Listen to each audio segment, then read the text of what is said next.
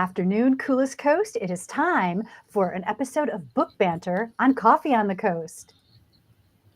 Good afternoon, everyone. Welcome to this episode of Coffee on the Coast. We are back for our monthly Book Banter. I'm your host, Tina Prigge.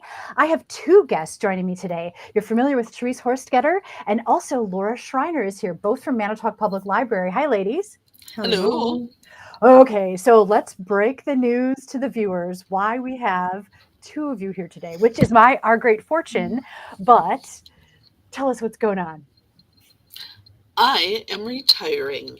What? And so this is my last Book Banter.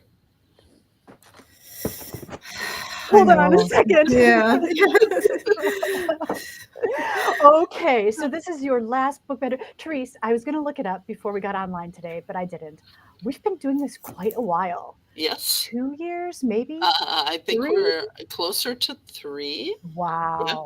Wow. Yeah, I would have to look. I did look it up and then I didn't write it down, but I know 2021 was involved. So, well, yeah. It has been great. I have read some great books thanks to your recommendations. So how long have you been at the Manitowoc Public Library? 26 years. Wow. Congratulations. I hope you enjoy retirement. I hope it's filled with lots of great books. Oh, it is. There's a lot of them waiting for me.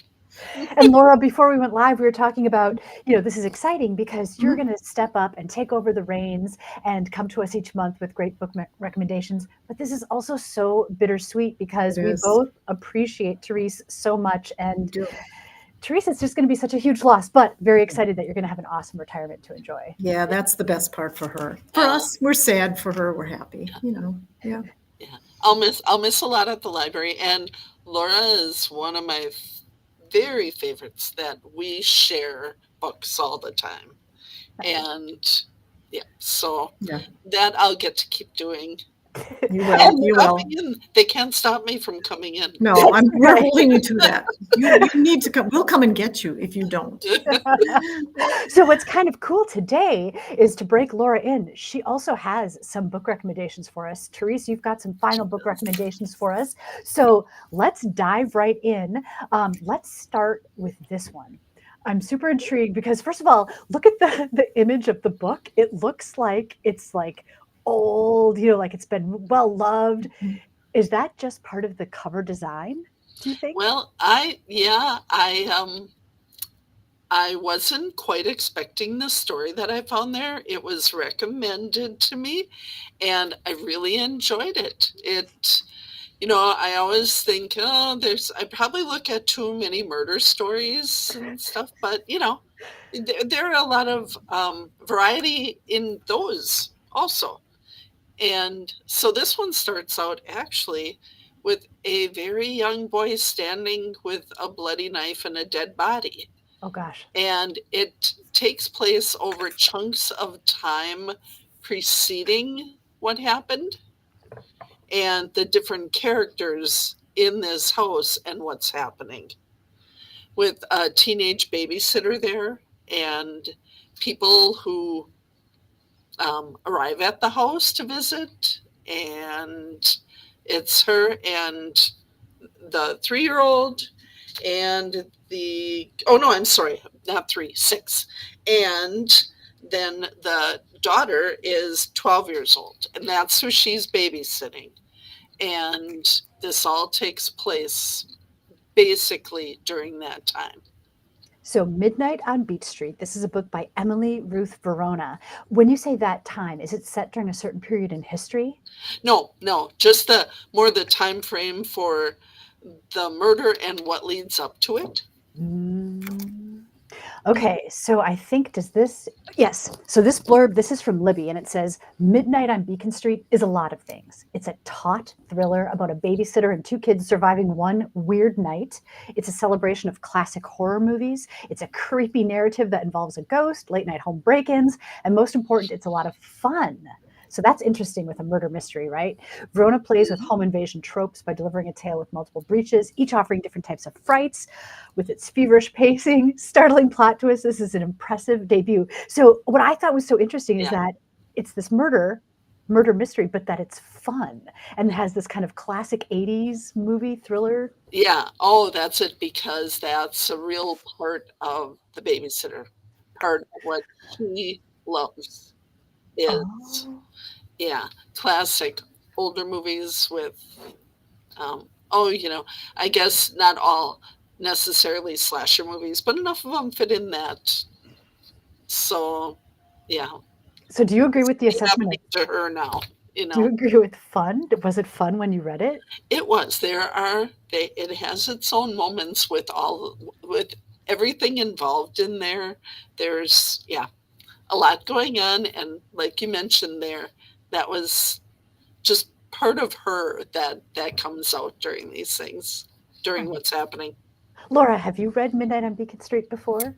I have not, but I tend to like a lot of the things Therese likes. I will be getting to that one because it sounds pretty cool. Yeah, it sounds fun. It does sound fun if a murder. Some murder mysteries really are pretty much fun. Yeah. Yeah.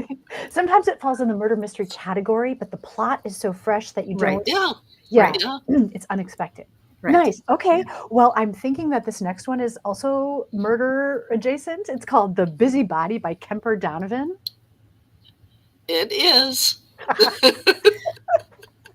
And like I said, these were all unique stories that, even though they fall in that murder category, this one is a woman she is a ghostwriter, and she connects with a woman who actually ran for president and has now decided she's going to write her memoirs. And so she moves in with her, which she's done before with people, and then a murder takes place nearby. And they end up becoming detectives together. Oh, that's interesting. Very. I just finished it this morning. Oh my. Yeah, I was trying to get through, and it was being so good. And there was a lot at the end that really, it's, how you go, oh, how did I miss that? Well, you have the character saying, well, how did I not see that, when the other character tells them what they think is happening, So it was very good. So when you say Yep. ghost writer, you don't mean a ghost. You literally mean like the classic connotation of a ghost writer. Okay. All right. Interesting. Yeah. Okay. So Laura, have you read this book, The Busybody? I have not, but I love the cover, and I think I like the premise. I'm sure I'll be reading that one as well. Yeah. And was this one also set in Maine? I feel like so many murder mysteries are set in Maine. It would be really good if I remembered exactly, since I just finished it today. But I'm trying to think where they went. Okay, I'm sorry. I cannot say for sure. It maybe even says it right here on my paper, but it was a good story. No matter where it was set, it was good. Yes. Yes. Okay. Yeah. Yeah, I did notice a quote on Libby too. It described it as fresh, fast-paced, modern murder mystery. Mm-hmm. What do you think makes it modern? What makes a murder mystery modern? I'm not sure if part is just the attitudes and the way that people can be different with each other. When you follow that, and how I guess things were handled just different ways through the years, and the attitudes of people towards each other, and just the way they functioned, that I think the modern thing where people are, well, and it's funny too, because with this woman having run for president, so she has some pull and helps to get some things done, but also gets in, they feel she's somewhat getting in the way, that kind of thing. But so does the busybody? I just really liked it, and the ghostwriter has a lot of little, kind of not necessarily snarky, but remarks in her head that you get to read. Yeah. Does the busybody refer to the woman that ran for president, or the ghostwriter, or the person that's been murdered? Well, yeah, there are a lot of busybodies in this. So I'm sure it's intended for one of them especially, but they all kind of have a little of that to me. Yeah. Okay. Yeah, clever. So maybe it applies to all of the characters. Interesting. Okay, cool. All right, you've got another one, and I love the cover of this one too. It almost makes me think you're picking the books based on their great covers. This one is Peril in Pink by Sydney Lay. And this says it's a Hudson Valley B&B mystery. Yes. And I said, this is kind of the biggest variety that I've had in a while of different stories and a different feel with each one. And this one is two women that are very good friends that opened up. They took over a family home or bought the family home, and they are making it into a B&B. And so they have other family involved. And as they're opening, one of the two women has an old boyfriend who offered to come, and he is a singer now, and he offered to come and do kind of an opening night for them. And then there's a murder, and then there's another murder, and of course a lot of people involved in looking at each other as the murderers. So this is a little bit lighter one. I would say of the three, this is the lightest feeling one. Yeah. Okay. Yeah, the cover kind of makes it feel like it's fun and light. Yeah. Yeah. Interesting. So, quick read? It was.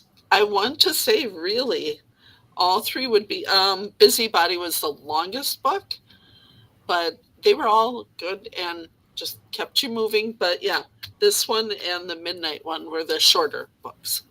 And so this one says what? Let me just look again. A B&B mystery. So does that mean, is this part of a set? Yeah, I think that this one, if I remember right, I don't know if this was the one that was saying it was the first one, like they may intend to keep going with this.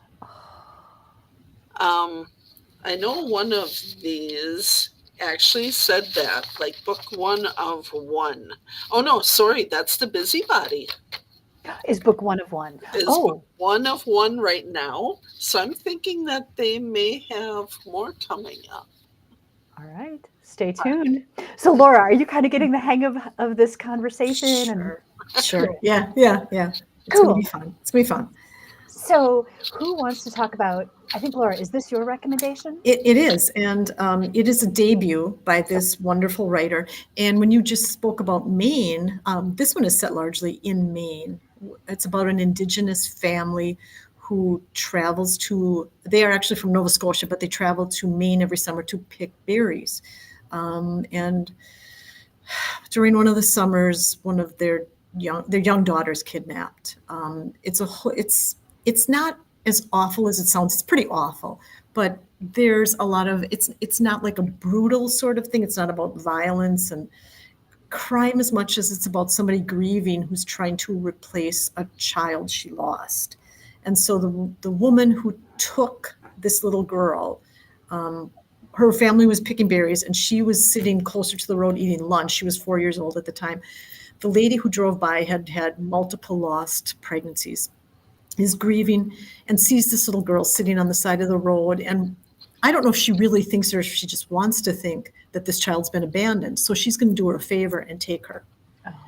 And I think pretty quickly she realizes she was not abandoned. It's a kidnapping. And at this point, she can't part with her. The little girl is being, as 4-year-olds, I mean, some would remember, some wouldn't. She remembers bits and pieces, but she doesn't really know for sure that these aren't her parents until she gets older and she doesn't look like them because she's an Indigenous child. And the parents, and of course the parents move out of the area because they can't be near to that and have all the questions. And this is 1962, so the news wasn't what it is now, where the area they moved to probably wasn't aware that there was a missing child who, and it goes through a family's life and both sides of the family dealing with things their own way. There is resolution.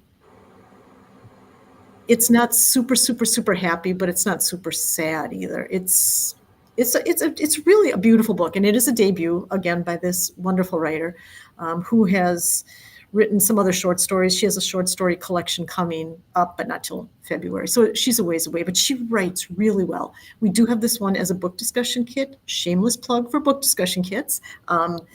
It's a very good book. It's short, but it kind of checks a lot of boxes about the Indigenous Americans and families that move to follow work, and what it's like to grieve a family you couldn't have, and all kinds of things. Yeah, I have to admit, I did read this book, and Did you? I was completely moved and touched Yes, by yeah, this one. I loved it. And you're right, the premise sets you up for complete heartbreak. I And agree. it's not complete heartbreak, but when you think about like the Indigenous family, they Right, had right. no idea what No. happened to this little girl. Not at all. That is so hard to deal with. And Yeah, you mentioned too, she had like glimpses and sure. dreams and things that reminded her of her old life, but she didn't know how to put two and two together until Not she at all. was full grown. Not And then at at that point too, do you want to face so many? Right. It raises a lot of questions. It does. It does. And you can, sometimes it's really easy to blame someone and say they're completely awful and horrible, and who would do that? In a case like this, yes, it's horrible what the woman did, but you can also kind of understand where she's coming from when she's wanting a child so badly, and she rationalizes that child was just abandoned. Well, no, she wasn't, but in her mind, she wants so badly to believe that, to justify that now she has a child. And so I kind of like, I actually really like the books, of course, where people are gray. They're not black or white. They're gray. There's so much, because that's life. There's so many complicated situations. You shouldn't probably really judge someone unless you've walked in their shoes, and you can understand sometimes why people do what they do. Yeah. Another thing I really appreciate about the book too is the depth. Like Yes. you're saying, the characters, they are colorful. Yes, and they are. you almost get a sense of walking in their shoes. Right. Like you get a feel for what it was like to work in those fields, or to, Yes. be kind of on the outside of the law caring for you. Right. Or, there's so much happening in this book. It's a really good read. Yeah. And as you just touched on that too, that's one of the things I forgot too. That's another issue where the police force does not even take it seriously. When they report this child missing, they kind of blow it off. It's not saying in so many words, but, well, it's just an Indian kid. You get the sense that it would have been different if it had been a white child at that point in time. Yeah. Yeah. So there's a lot. You see the repercussions too through the book of the decisions, right? The Yes, repercussions on yes. the family that lost the child, and how Right. it impacted the trajectory of each of their lives. Yes. Even the family that then took the child, Right. while it filled some sort of gaps that they had, it also created, Yeah. the mom continually lives in fear Of that course. she'll be Sure. discovered, or Sure. I Yeah. hope I'm not giving away plot points. Yeah. No, I don't think you are. I think it's, it was really telling that the brother took the responsibility. The brother, who was, I think, the next oldest to that little girl, he kind of made it his fault or his problem that she was taken, which of course it was not. He internalized that for many, many, many years. And that's tragic too, but you can understand it. Yeah. So It's a beautiful read. This is It is. called The Berry Pickers, and it's a novel by Amanda Peters. And that's exciting that you mentioned she's got a book of short stories coming out. Yeah. She wrote short stories of some note long before this novel. So she's a really, really beautiful writer. Yeah. Awesome. But so, ladies, what do you think it is about Maine? I swear, don't know. so many books are set in Maine. Don't and it's always- know. There are a lot. Now that you mentioned, I There can think are. of quite a few. Yeah. What is it? The ruggedness of the people? I don't really know. That's a really good question. Is it that a lot of authors are working up there because it's secluded?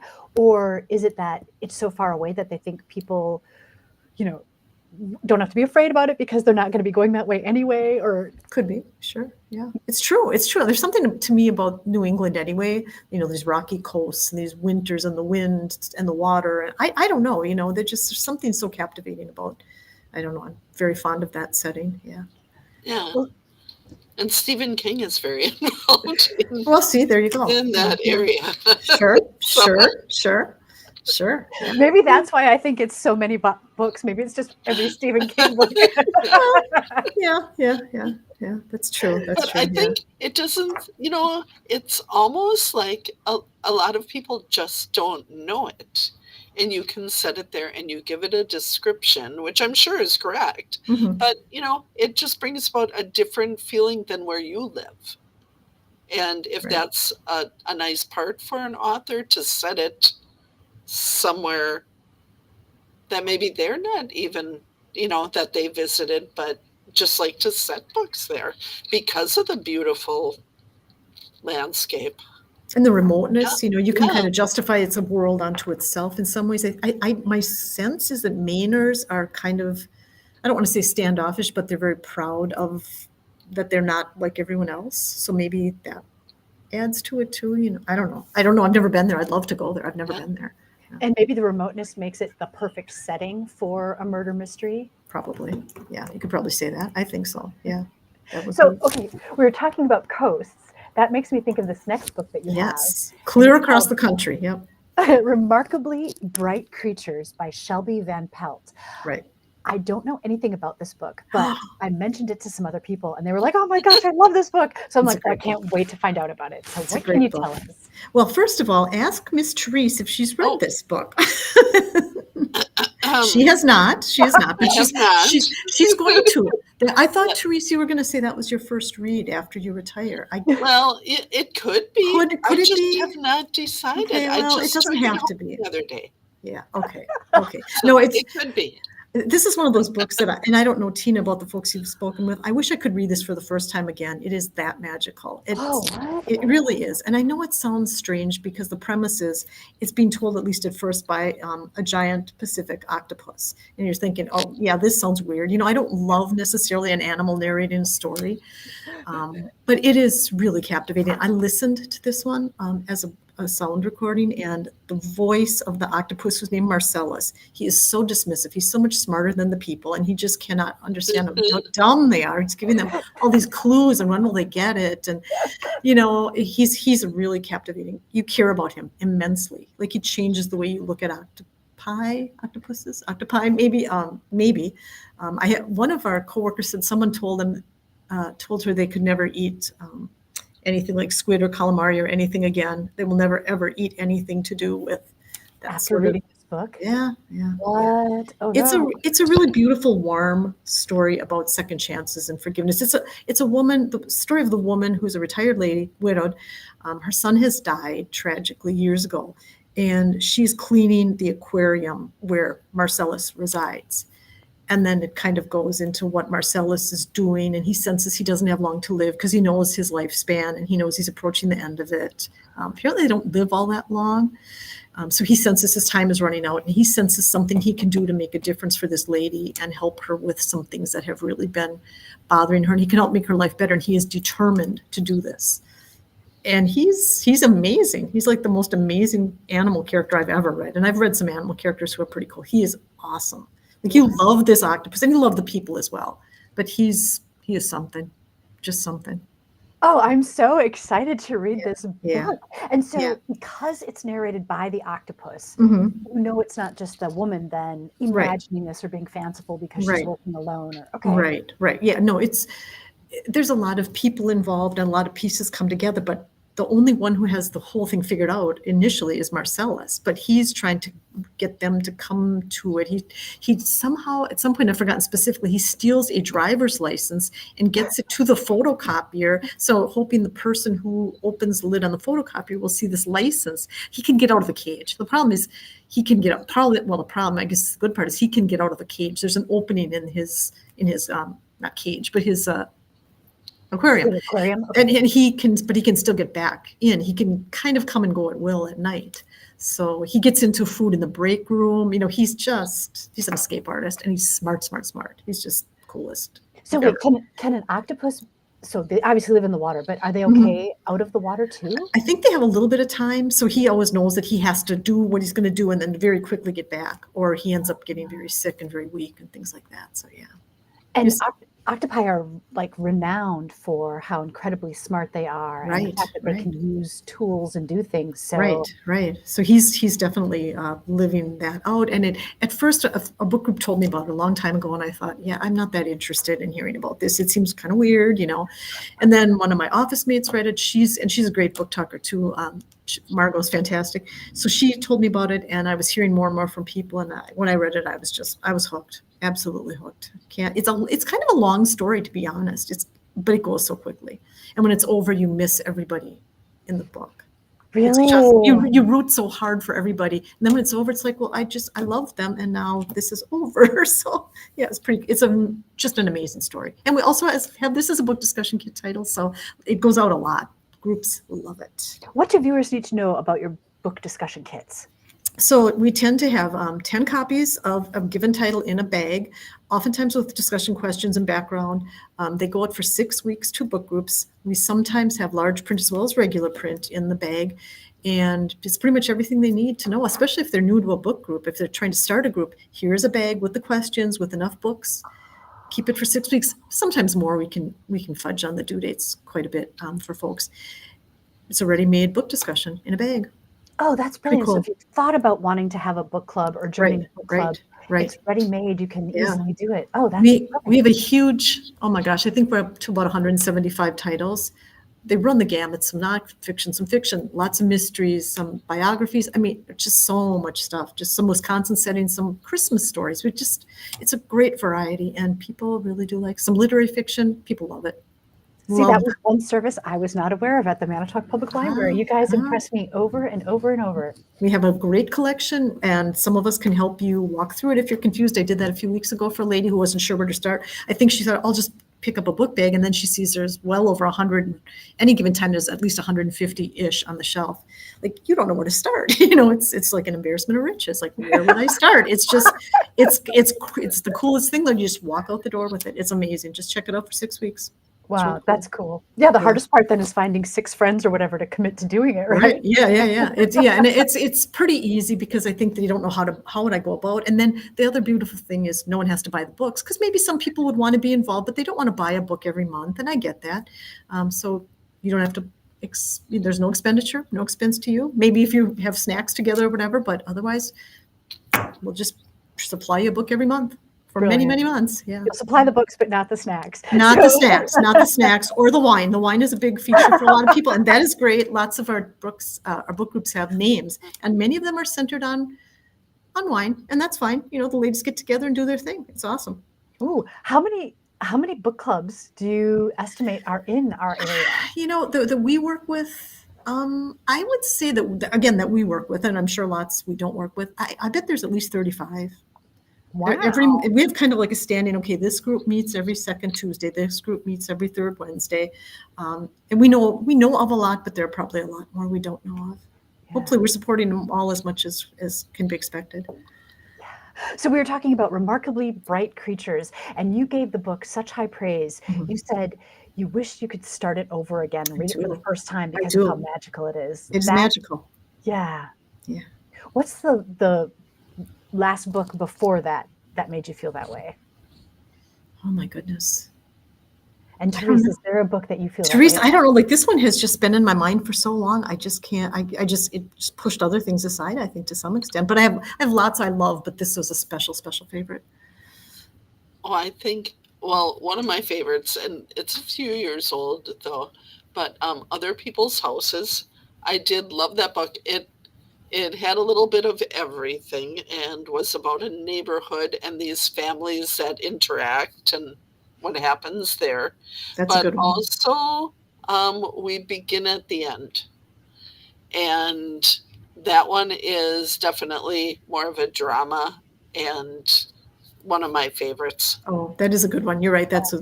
I missed those people when that was over too. Yeah. And I know one of the characters who died, I kept thinking, oh, please don't let that happen. And it happened. And I was sad. It's an amazing book. Yeah. I think the most recent one that did that for me was Lessons in Chemistry by Oh, that is a great one. That was good. Yeah.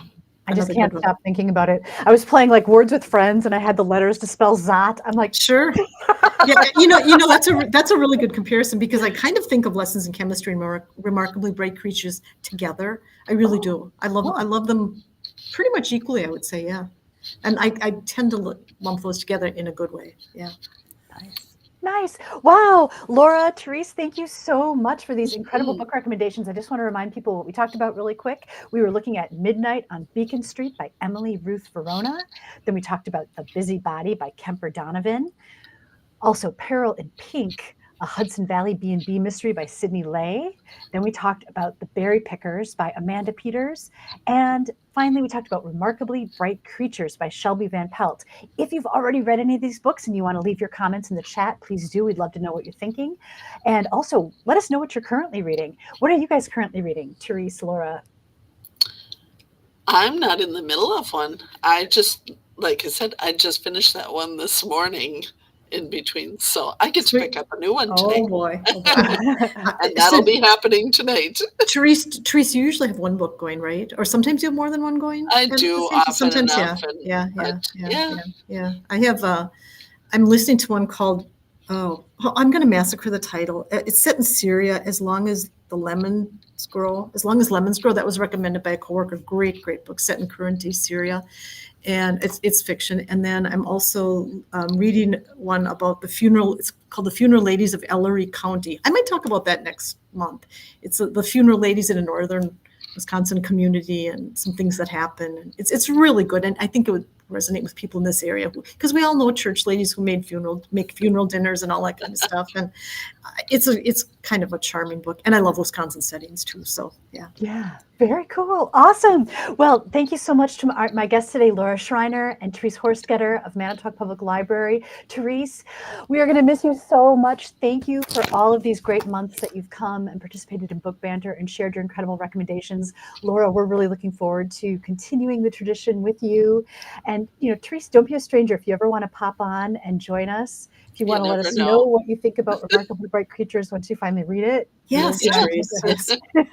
I will be hounding her. I have her phone number, and I will be asking her how it's coming along. So you might as well read it, Therese, because I'm going to keep asking. Okay.